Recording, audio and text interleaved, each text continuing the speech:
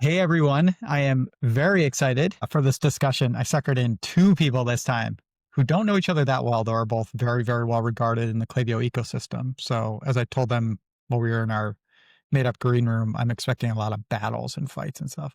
Two of the best agency heads and thinkers in retention marketing and e-commerce.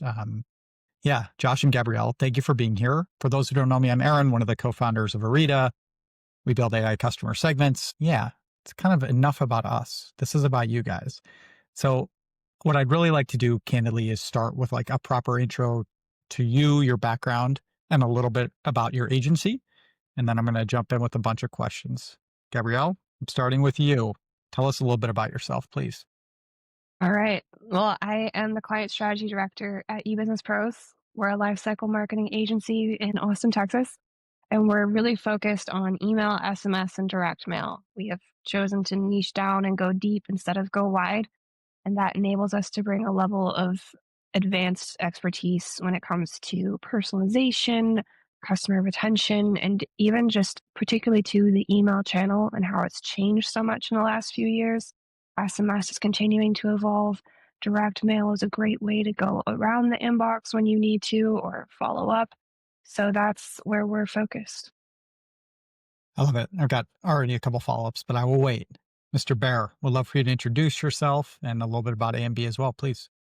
Thanks, Aaron. A pleasure to be here alongside Gabrielle. Absolute pleasure. So, I've been in the space for 10 years, started off as an accountant for 10 years out of my life before even getting into marketing. Got really lucky working in house.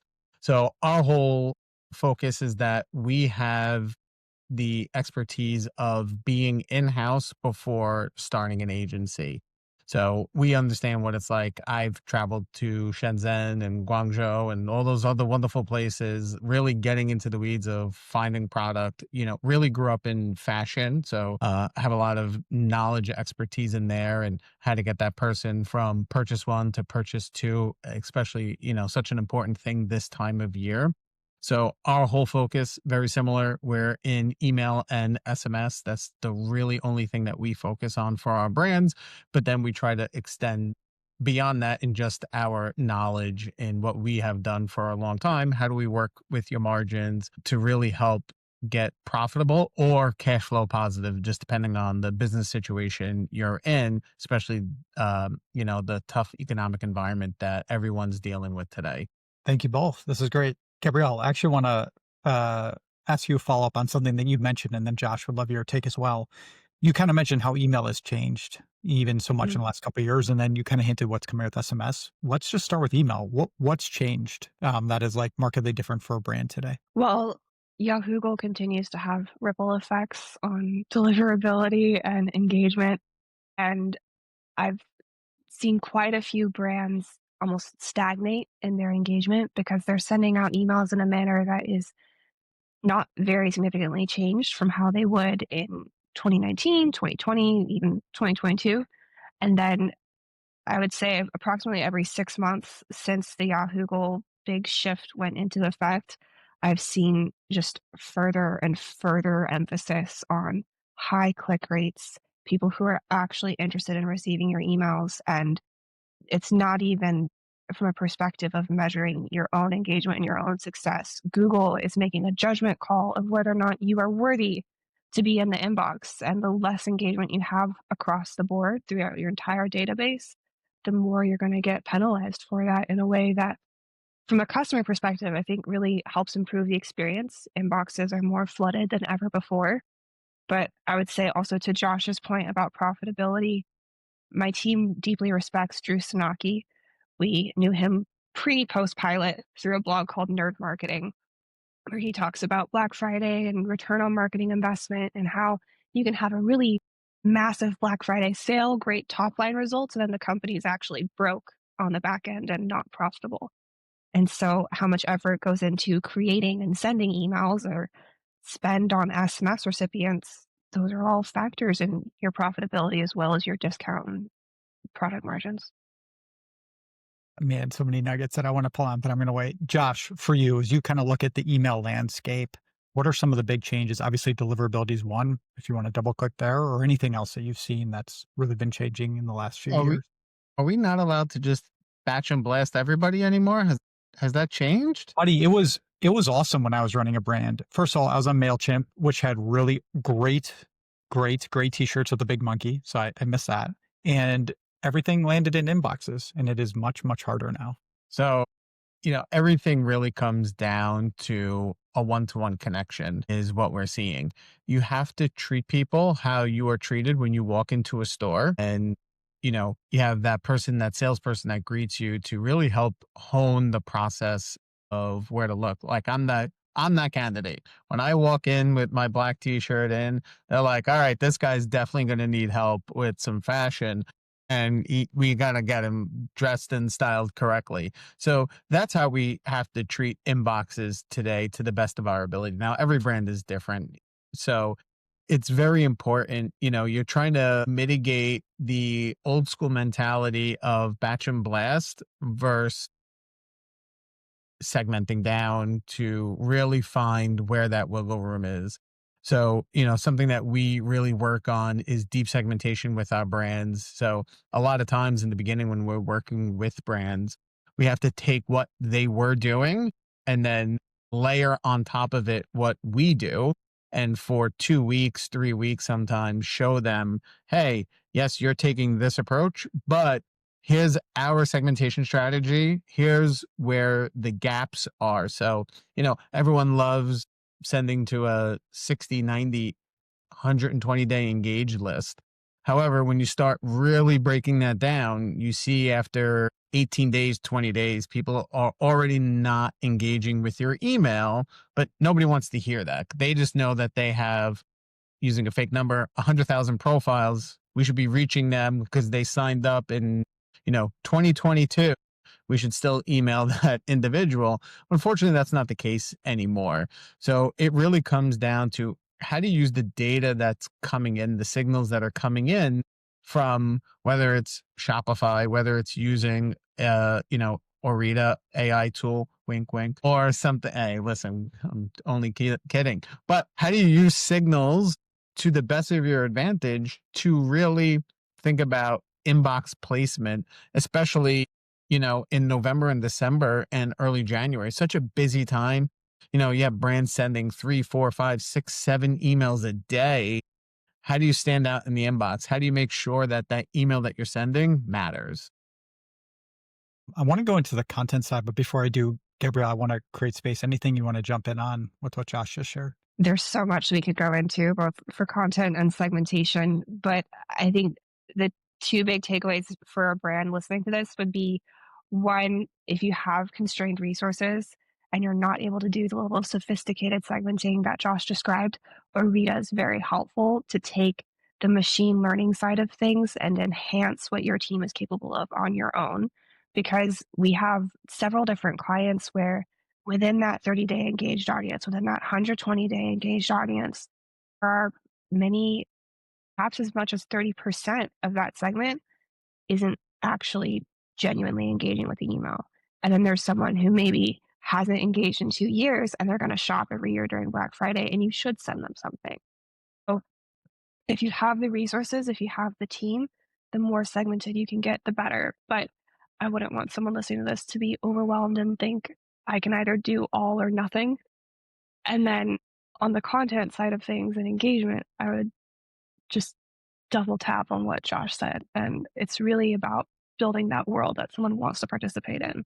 And that goes so much deeper than just we have to hit the maximum possible audience. I think part of what I'm also hearing from you guys and we see is like hitting the maximum possible audience does not mean sending the most emails, right? If you send the most emails, you will actually look at, I love how you say Yahoo. I always just say Google because it's just easier for me, right? I'm like Outlook, Google, Yahoo. But when you send to the best audience, that will make you a more trusted sender, which means you can then start expanding again, right? It's like getting in shape. So then you can have the cheat day, right? However whatever analog you want to use. Josh, maybe a year ago, 6 months ago, you introduced me to a cool tool around like getting more into personalization, right? You kind of talked about that one-to-one feeling as much as possible.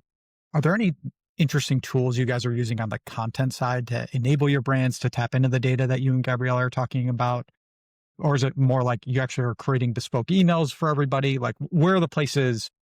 Sorry, I'm rambling, but like embedding kind of two questions. Where are the places where like personalization matters, and what are some of the tools that you would recommend to go explore it? So for us today, the number one tool that I've been a big proponent of is Revamp. So, I've been using them probably going on almost 2 years now. And, really the biggest touch points are in the abandonment flows, thinking about abandoned checkout, abandoned cart, browse abandonment, and trying to build funnels for brands can get very difficult quickly based upon the amount of SKUs. If it's, two SKUs, three SKUs, it's very easy. Probably most likely may or may not need a revamp, even though it could be beneficial.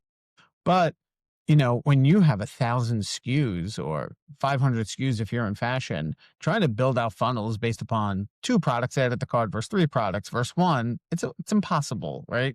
Even a full in-house team can't automate it properly.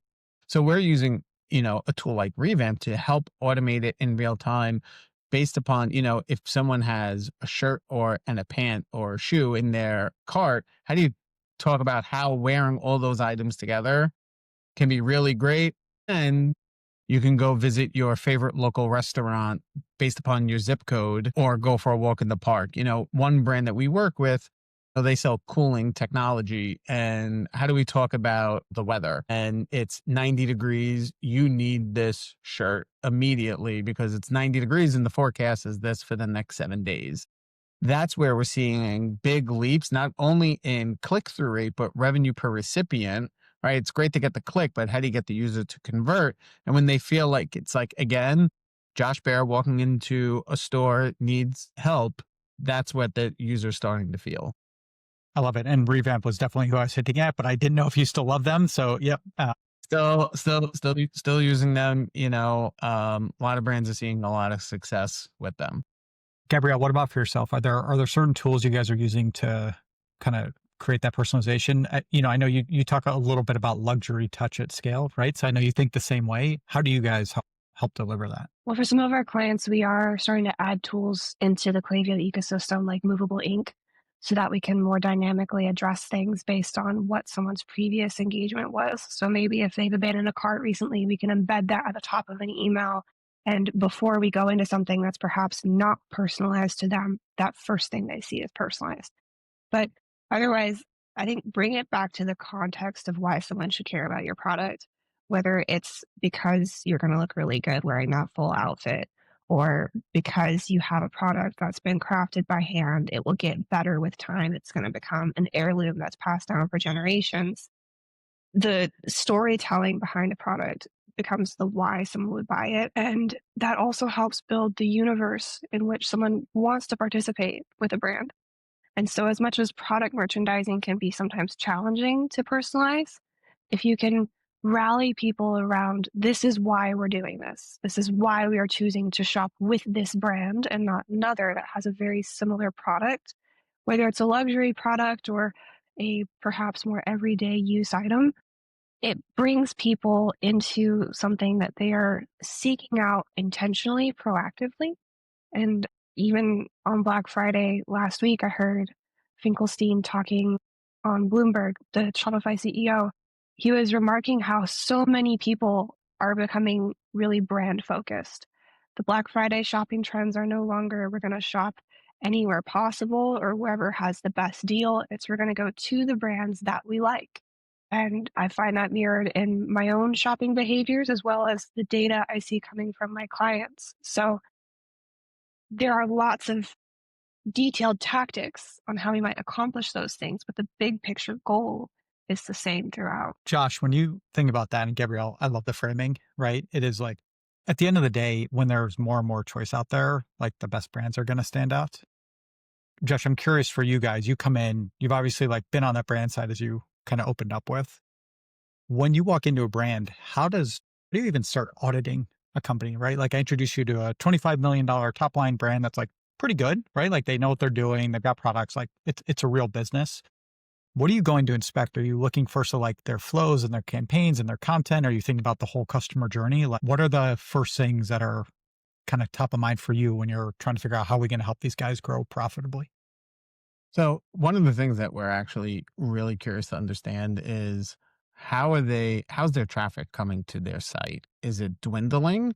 Are they starting to spend less and less top of funnel, and they're trying to use retention to save the day and really help build up budget to go back into it? So really understanding the framework, because sometimes what we're noticing with brands recently is they're relying heavily on retention, as top of funnel has become very difficult from everyone that I'm speaking with.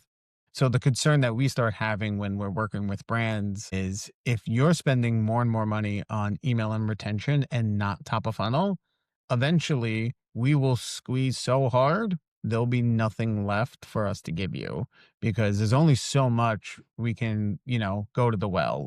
So sometimes we actually push back and say, we're not sure if we're going to be the right fit. You may be better off spending the budget you're thinking about spending on retention, really prospecting new ads, new creative top of funnel, because that's actually more beneficial to the business at that time. So that's really one of the first things that we really need to understand with the business to see if we can help. Then we're going through, all the other steps of really understanding what is their deliverability looking like.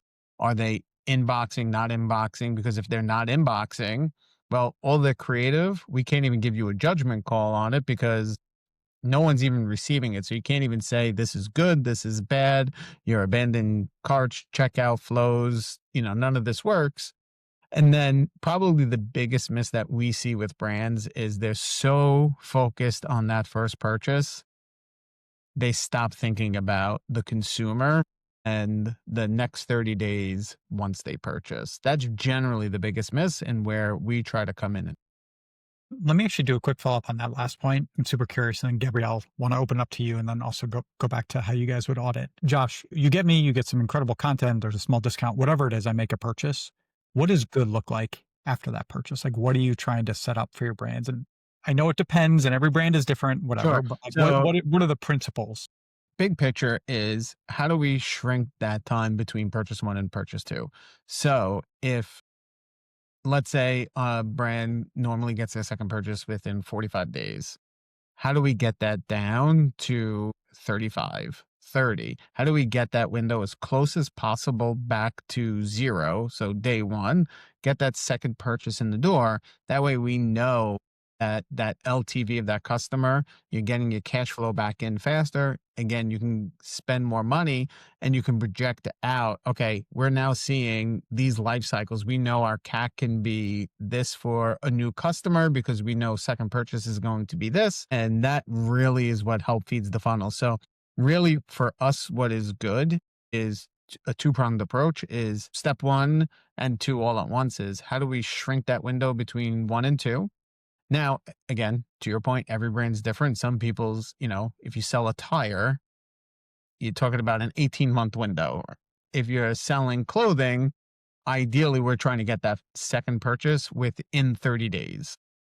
So it's very dependent. And then how do we slowly increase that revenue per recipient, or that average, that LTV of that customer? Even by increasing it 5%, 10% makes a huge difference to the bottom line.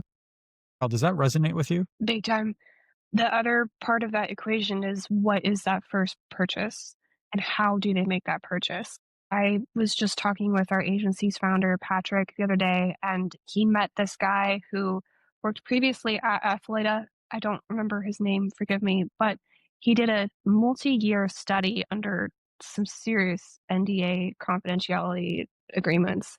And I think for a combination of brands, it was either multiple brands or one brand, but he did a multi-year study over Black Friday purchases to see, of the people who make their first purchase during the Black Friday window, what's their long-term retention as a customer for the brand. And the data was not painting a pretty picture. The short version is, if they make that first purchase with you, they are conditioned to always expect that kind of discount. And it's going to be very difficult to get them to come back for that second purchase until either you give them another discount, or they may never come back at all because they're just there for the Black Friday deal, one and done, gone. It's where the ghosting of your title comes in. So there's that element of it. But then also, sometimes in the pursuit of creating an email that is aesthetically pleasing or easy to digest. We may take out some of that proactive customer service content that helps someone choose between two nearly identical products, which one is best for them.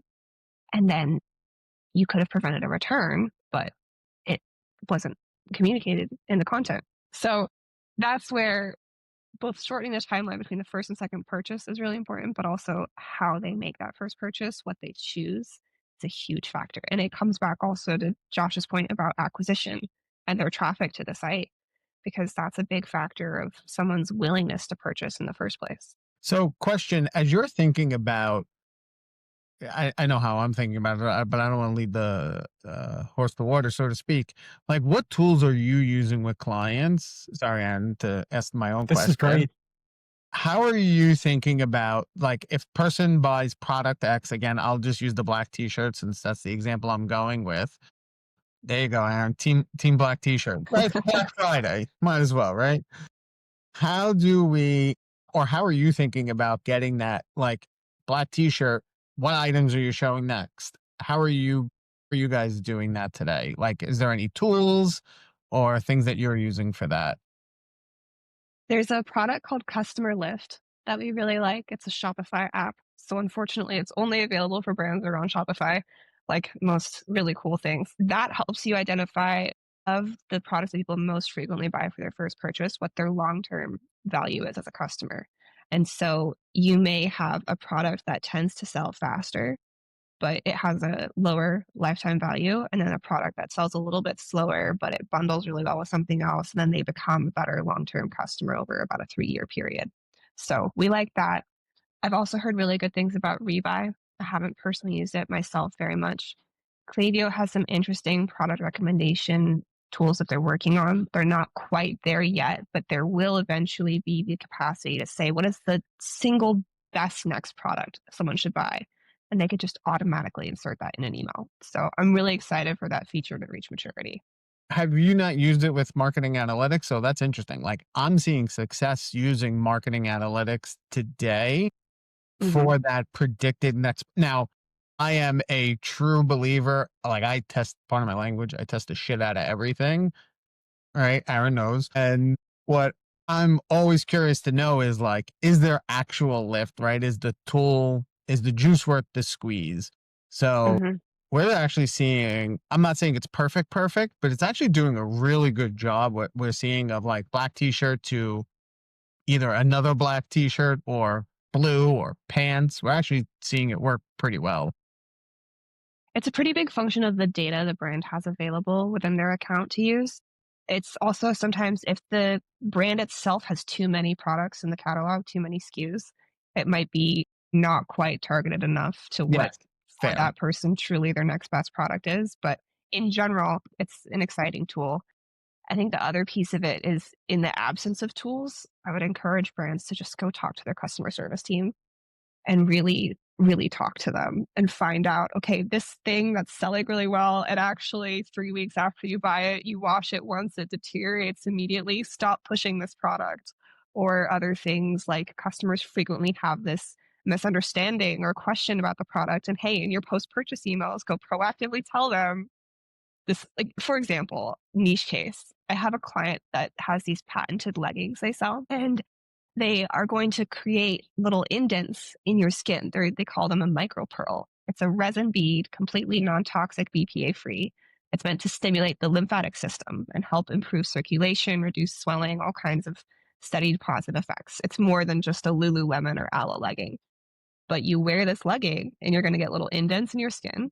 And then, depending on the person and their sensitivity of the skin, they may have an anaphylactic kind of histamine reaction after wearing it as their lymphatic system cleanses their body, and the little indent becomes something that looks like a hive or a breakout on the skin. Now, customer service team may hear that and go, oh my God, what a nightmare. But if you proactively tell the customers, hey, this is a sign that's working, you should be expecting this, it changes that return cycle fundamentally. Man, I love this. I actually want to talk about the return side for a minute because before Rita, I've spent, I don't know, I've touched a lot of different returns companies, but I was the president of Loop Returns and I'm involved with a company called Two Boxes, which helps you like literally inspect returns faster so you don't get that box of rocks, but actually process it and you get a lot of data out of it. My favorite metric that nobody else in the entire world cares about is net conversion rate, which is your orders minus your returns plus your exchanges. I think that is the right way, right? Gabrielle, you kind of talked about profitability. Josh, you know this stuff inside and out. But I think your point about talking to the customers and the customer service team and understanding it's cool, people are going to buy this, but are they going to like it is actually arguably the more important question. Because otherwise, from a profitability perspective, you're sending out a lot of products, probably with a discount, probably with free shipping. You've got to take it back, you've got to process it. You may have to donate it, dispose of it, whatever it is. And I think that is something where what I appreciate about you guys is actually like, you talk about lifecycle marketing. It's not just cool. How do we go get an order? Right. It's like, how do we go get an order of the right product, like the customer, make sure that she learns enough to come back to buy that second product. One question I have on like getting that journey to the second product, and Josh, maybe this is like how do you shorten from 45 to 35 days? How much of it is like the tools and like the recommendations, and how much of it is like product education and building some sense of community, or basically moving outside of being a brand that is selling to a brand that is like somehow more deeply connecting? We really think about the first 14 days has to be about product education and community. We think that's the most important part because you have to have the person either use, wear, consume the product that they have received. Otherwise, it's very difficult to get them to that second purchase. So, if I bought clothing and I'm not wearing it and enjoying it, or, and maybe it's not the right time, but ideally the goal is hopefully within that first 14-day window, you've gotten them to love it and how to wear it, how to style it. Or, we have a company that they sell ceiling fan filters. How do we make sure that they installed it and they're using it and they're already seeing the effects? How do you get that done in a very short time and window is really the most important part in even getting that second purchase. So, a lot of brands that we speak with, they think it's so important to second an email they purchase within 24 hours, they want to start cross-selling. And it's, to me as a consumer, it's too much. And generally, again, I always like testing. Not saying I'm right with everything, but I say no problem. Let's test the theory out. We're going to let 50% of the people start getting your cross-sell emails within 24 to 48 hours, and let's watch on how much they are buying, how much are these people unsubscribing from your emails because they feel like they're being just blasted at, sold to, versus how did we nurture them and really understand what that consumer's like after 30, 60, 90 days, depending on the product. Gabrielle, you want to jump in? I see you nodding. Well, I've heard the same thing Josh just said many times. And my favorite thing to pull out of my pocket is just a simple thank you email. And the fact that sometimes the absence of asking for an order generates more orders. Because if you just acknowledge that they placed an amount of trust in your brand that is not insignificant, and sometimes if it's like a craftsman brand or a small business that has a real founder-led voice, we'll remind them from the founder why that product exists, why the company exists. We don't ask them for a sale. We just say, hey, thanks for being here. And hey, this is why it matters. And we hope you love it. And then immediately, 24 hours, that order comes. And hey, guess what? We don't have unsubscribes either. But Josh's point about unsubscribes and the push for the immediate rebuy, it reminded me that I wanted to share the story of we have quite a few clients this year where we've had much higher than usual unsubscribe rates after Black Friday or during Black Friday, in some cases as high as 8%, which is above.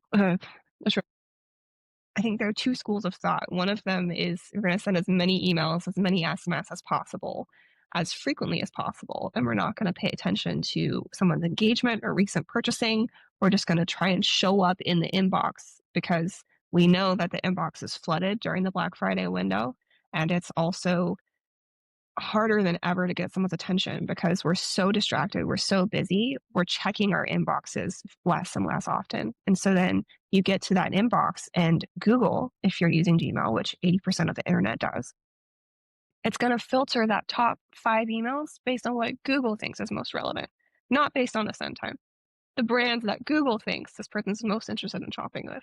So then you have even more anxiety about, well, I got to show up just below those top 5. So I have to send something multiple times a day. And my somewhat controversial take is that you actually need to send fewer emails by 30 to 50%, depending on where that starting volume is for a brand. Because the more frequently you contact someone and you send nothing but just, hey, buy our thing.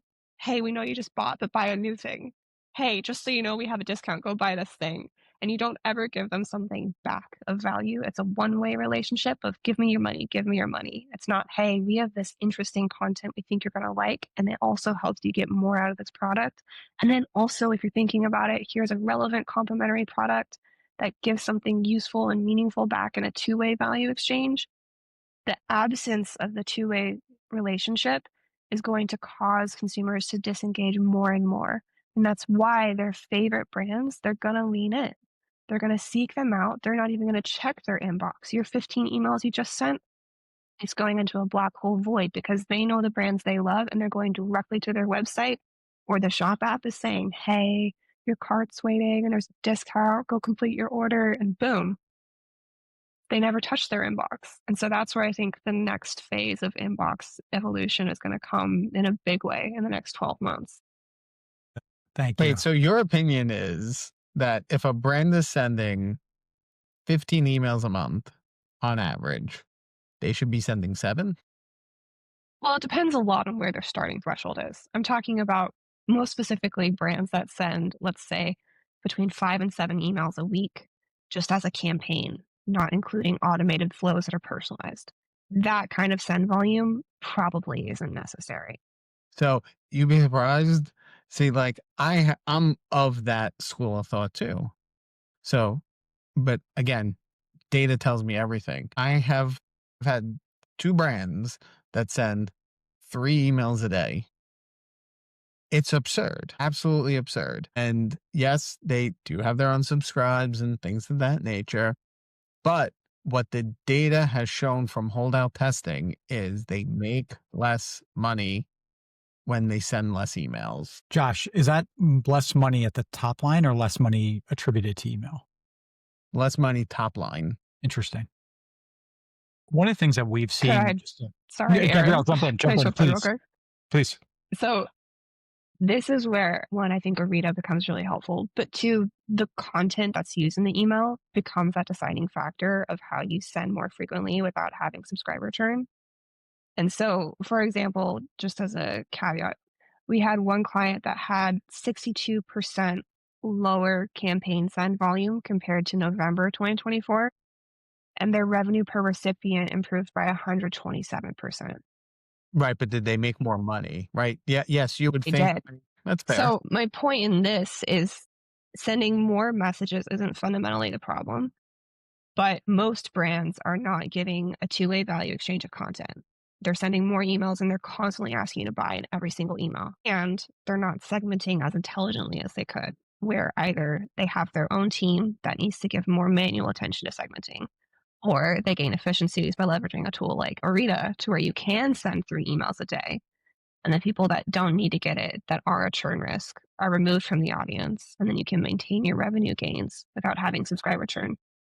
I think one of the complexities, and like, I love how you guys are really like touching all sides of the argument. There's not a right answer, right? Like there's a right answer for that brand at that time. And that right answer for the brand might change in a month or in 6 months as their catalog changes or their deliverability changes or whatever. The economy changes, customer tastes change. Is like, if you're a brand that has 10,000 products or you're a marketplace and you have offers and you have something cool, you want to send that new thing. If you're a brand with a older demographic versus a younger demographic, it's different.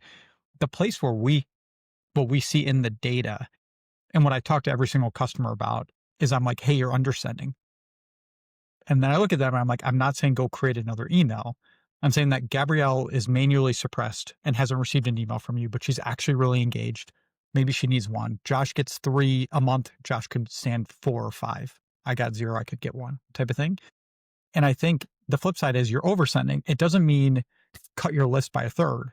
It means on any individual email, maybe you cut your list by a third or a tenth or 50% or whatever it is. And so you may still stand those 3 emails a day. It wouldn't be likely the data would say don't send all 3 emails a day to everybody in your list, right? Or 3 emails a week or 3 emails a month, whatever your cadence is. And so I think the like complexity, and we all know this, like I feel like not you guys, but like generically when I talk to brands and they're overwhelmed and they're marketers, it's like marketers talk when we have something to say. And again, I ran a brand for a decade. I sent every email to everybody. I was like, this is cool shit. You should see it right now. This is the most important thing. Why haven't you seen it? We want to help people talk to customers when the customer's actually listening, right? Because like you can use Revamp and you can use Kai and like the, all Klaviyo's, all these amazing tools. But if you send me a message when I'm not interested, like it's falling on deaf ears or I'm not looking at it, right? Gabrielle, to your point. The flip side is if you like send great content when I am paying attention, that is kind of like the magic. That's what you guys like ultimately end up delivering for your customers, obviously. But I think like that nuance gets missed. Brand will use these all or nothing assumptions or be like, cool, I've got this email. Let's go do this. And let's treat every email the same, which is obviously, not what we want to do. We have about 20 minutes left. I want to talk about, we are now post BFCM, though I remember selling aggressively until December 19th because I could get things out on December 20th and it was right. So it's still like hectic for a brand. My question is, Gabrielle, you kind of mentioned, we can start with the ghosting. You mentioned, right? Like people will buy once and then disappear. I'm curious of 2 different parts. Maybe start with one and then Josh jump in, please. One is like, how do you, knowing that you have this information, knowing that a lot of people are only here, or the first time buyers buying for a discount, what do you do with that audience if you're a brand today?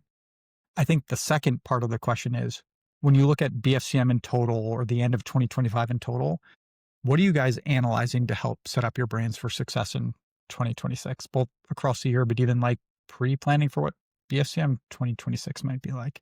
So it's a lot there, but Gabrielle, let's start with you just on the ghosting part, and then we'll see where the conversation goes. Well, if we take it back to what I was saying about the two-way value exchange in the content, I think that makes a big impact on whether or not someone chooses to stay or leave in the first 2 weeks after Black Friday.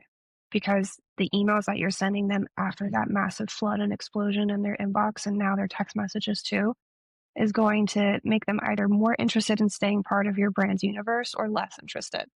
And so come December, it's holiday season, it's gift guide season. And I think that gift guides are a really underutilized opportunity to tell a story while also selling products. Because I think that's the fundamental piece that a lot of brands either don't miss or, sorry, not they don't miss, they do miss it, or they maybe don't even think about it as an option when they hear content and give value back. It's that same kind of all or nothing misconception that might sometimes get someone stuck. Because if you're sending products in a gift guide context, you have a soft sell approach to telling a story of how someone can use their existing product in a better way while also thinking about buying it for someone else to give it to them.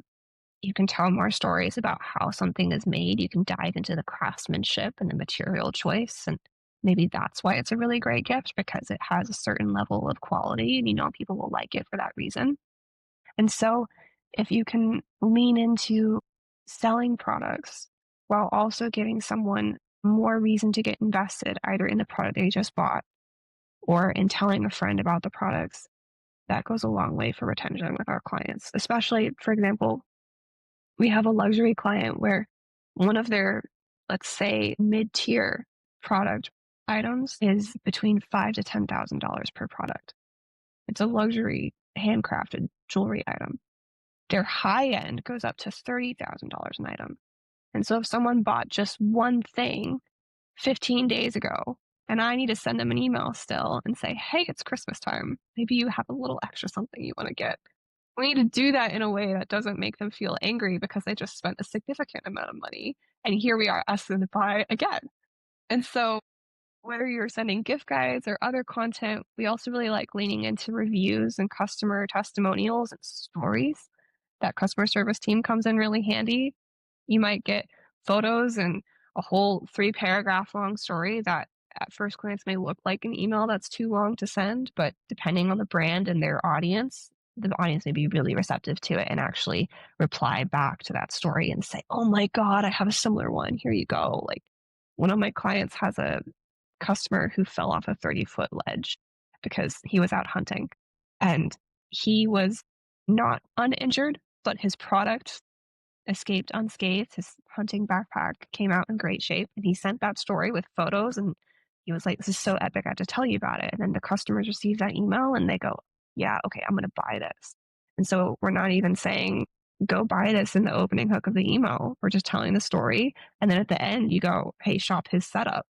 And so that soft sell mixed with the hard sell when it's needed. We got Christmas deadlines. Santa's not going to cater to you if you place an order on the 24th. So the combination of those things helps a lot. I got it. And of course, there's still the like, look, if they're only buying because of a discount, there's nothing you can do. But you also can't just go about, if you get on that hamster wheel for all of your customers, you're killing your profitability. Josh, right now, what are you inspecting for your brands to get a sense of like how we should be preparing for 2026? What are some of the insights? What are the analyses you're doing? So right now, we're very focused on nurturing anyone that purchased for the first time over the last 40 days. So many brands started November 1st, started that real holiday buying series.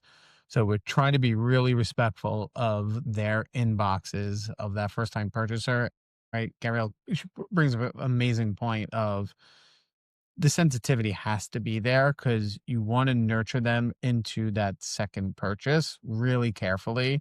So a lot of, to her point, gift guides are that amazing opportunity. How to use, how to wear, how to do all those things with your product. That's really key for a lot of brands right now because the dollars and, we're hearing right now, ever since Cyber Monday, it is really soft, right? In just the first 4 days in December, I already have people panicking and they're ready to turn Black Friday back on. Like it's really there. So, we're thinking about, all right, let's think intelligently. So if we know there's someone who has come back for a second, third, fourth time and they only buy with a discount, sure, maybe we want to think about those people and and we're not going to see them for months. Can we squeeze anything out of them right this second? Not saying it's the most ideal scenario, but is that cheaper than spending money prospecting top of funnel? Sometimes, yes, it is. So, we have to really start getting crafty. Is there ways to give, soft sell different products, bundles, usage of different items that could pair well with the item that they bought, have like a great use case of how they can use these two products together. You have to be really thoughtful. A lot of brands I'm already hearing it. My phone has been getting a lot of phone calls since yesterday. A lot of panic right now in early December. I don't know if your guys are hearing or seeing the same thing, but the orders are tough. So our whole goal in the data is we're trying to avoid churning the customer from receiving emails. So we're trying to avoid those unsubscribes and really think about the thoughtfulness. Like even we have brands that are coming to us like, hey, we want to like send this email. And I'm like, I don't know if I would recommend it. Then I'm like, they're like, no, we're doing it. And I said, how about we send it to 1,000 people or 2,000 people first? Let's see what the vibe is of this email before we mass send it to everybody. Have to be really thoughtful. I know there's a lot of uncertainty, unfortunately, in the world. So I would say for me, be really careful. I know it's easy to just give the discount and do that, but you got to really sell the value proposition. And I think a great earlier touch point is psychology of the why of who you are. You got to sell the why and they will come back. You just got to have a little faith. I think part of it, what we see in the data is like the brand sometimes just needs to be patient. So we have so many of our customers who are like, hey, we're underperforming as a business. What's going on? And we look at the data and like we will go, obviously we talk about like email segmentation, SMS, and direct mail, but we'll go inspect their entire Shopify. And it becomes very clear that the percentage of orders from new customers has dropped precipitously. Why? Well, they spend a lot less money on acquisition. Why? Because the economy is hard and acquisition costs have gone up and so now you're on this treadmill of we need our retention marketing to carry everything. And at some point you can do it, right? Like I could send you that second email today. And to your point, Josh, like those guys are right. They would make more money today. They would screw themselves in a week, in a month, in a quarter, because they'd hurt deliverability. They would have more unsubscribes. it's just extremely hard to see for brands. I am very, like, I empathize with the CRM manager who's gold on a number, which is Klaviyo attributed revenue or whatever it is, right? Like email revenue, just to like simplify things, who is working with almost like a stack deck against them because there aren't new people. And how do they go tell that CEO, look, I don't actually want to send this extra email to Gabrielle because she won't? Do you guys have any advice for those people who like they can look at the data, but they still have a CEO who's like, send one more email because it's an old school person who's like, more is definitionally better? How do you help your brands or like your CRM managers or your direct customer kind of break out of that mold? Any like quick tips? Gabrielle, I'll start with you if you have anything, and then Josh, if you want to add anything. There are a couple different things that we've been monitoring ourselves for our clients this week. I'd say, depending on the customers of the brand and the brand's price point, it may just be as simple as people have a spending hangover from Black Friday and they just paid rent on December 1st. Some people got paid today. Some people have to wait until next Friday to get paid. So I have somewhat of an ethical dilemma sometimes as a marketer because I'm really motivated by my own revenue targets and by having my clients feel successful every month. And we don't ever want to have things go down. We just want to have them go up every time. But we are selling things to people and they have things they have to take care of. And as much as our products may help make their lives better, most of the time they're not a necessity.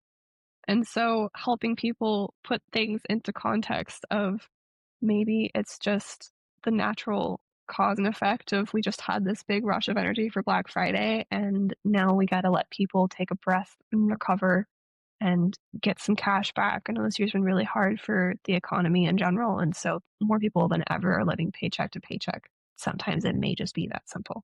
Other times it may just be that they aren't yet ready to buy their next item. So we tend to be a little bit more aggressive on prospects compared to existing customers. For at least 75% of our clients this year, over 40% of all November revenue came from returning customers compared to a first time buyer. And so if you have those people who are purchasing consistently and you are concerned about churn, just give those people a little break. You don't have to be less aggressive across the board, just be aggressive selectively. And so that's one area that can help. Josh, anything you want to jump in on? Yeah, right now, what we're building out is people who have entered the cart and started checkout. Obviously, last 7 days is the easiest, most truncated area of like, all right, let's just turn back on the offer and give them a bite at the apple again. Or is there something else that you want to do? Is there a GWP? Is there something that you have so much inventory of that is just dead inventory that you can get rid of and maybe just add it in? And maybe you'll add a little bit to your shipping cost, but at the end of the day, it's still a more profitable transaction than anything else. And, you're giving a perceived value of maybe 20, 30, $40, but your cost of goods on that is $3, $4, $5. So is that better than the discount that you want to give? You're trying to really reframe that and really focus on prospects right now and not the people who are one, your repeat customers and then your first time purchasers. Really like try and focus on those people because you got to really understand your conversion window. So if people are normally converting within some brands, like I'm sure that jewelry company that's selling $5,000-$10,000 products, that is not a 7-day thought process. Maybe I obviously I'm wrong, I don't have the data. I'm sure that takes a little more It's time. not often. Right. So that prospect may need to be nurtured for a very long time before they make a purchase, where if you're buying a $20 widget, like maybe you need to be a little more aggressive because after 7 days of them not engaging with you, you may have just lost them completely. So, really think about that, where they are, what type of product that you're selling, and understand the consideration period it takes for someone to buy your product. Great. Thank you. I'd say as a complement to the gift with purchase, you could also do a gift card with purchase, and then you don't have to worry about shipping and fulfillment. We've had good results from some of our clients doing that. So you could decide a certain level of spend threshold. Maybe it's your average order value. Maybe you want to go a little bit above it. And then you could either give people exact cash back in a gift card or you could do 50% back. But that helps give the perception of value because sometimes people just want to feel like they got a good deal. They don't necessarily need a lower price.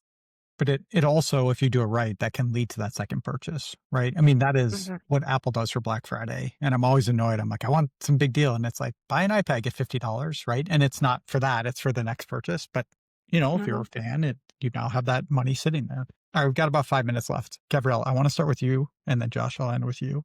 I'd love for you to answer two things. First of all, where can folks find you, right? Like, how do they start working with e-business pros and A and B? And secondly, I want to create space. If there's any other takeaway or any other advice you want to give to a brand, something looking into 2026 or paying attention to right now, or you just want to wish us all well, just want to create a little bit of space for each of you there. So, Gabrielle, you're first. Thank you. You can find me and my agency at ebusinesspros.com. And then I am Gabrielle Pittman on LinkedIn. My Twitter is accessible from LinkedIn. I'm not really an Instagram person. But I would say that the big thing I would want a brand to take away is that Black Friday is just a drop in the bucket compared to what you could be doing all year long. The more pressure you put on Black Friday by not doing other retention things or acquisition things throughout the rest of the year, the more scary that month can feel for many brands. And so I would just encourage that the retention starts from the moment that they make that first purchase and a little bit before even. And so as they go into January, consider how they can improve their automations, their customer experience, and the world building. The voice with which your brand shows up on the internet matters, whether it's email, SMS, direct mail, social, whatever. That's going to be a reason just as pivotal as product quality, why a customer will choose to seek out your brand and not someone else's. And so both of those things are an evergreen target that should just be part of your stack all year long. Very well said. Thank you. And Sheesh, I Josh, wish I would have went first. I don't know I how know I'm I going to was, follow that one up. I let Gabrielle open, so I figured I'd let you close, but I clearly screwed this up. But Yeah, you anyway, Josh, definitely messed good this up. luck. Tell us about you and any last takeaways. Yeah, so you can find us. So I'm at ambinteractive.com. You can find me on LinkedIn or with a paper bag over my head at New York Jets games. So I'll be there. I'll be there Sunday supporting, I think. Biggest takeaway is just really figure out two things. One, figure out what makes people click on your emails. What is that headline? Think about the second you open up your email. Don't think about below the fold. Don't make it the longest email in the world. Generally, it does not help.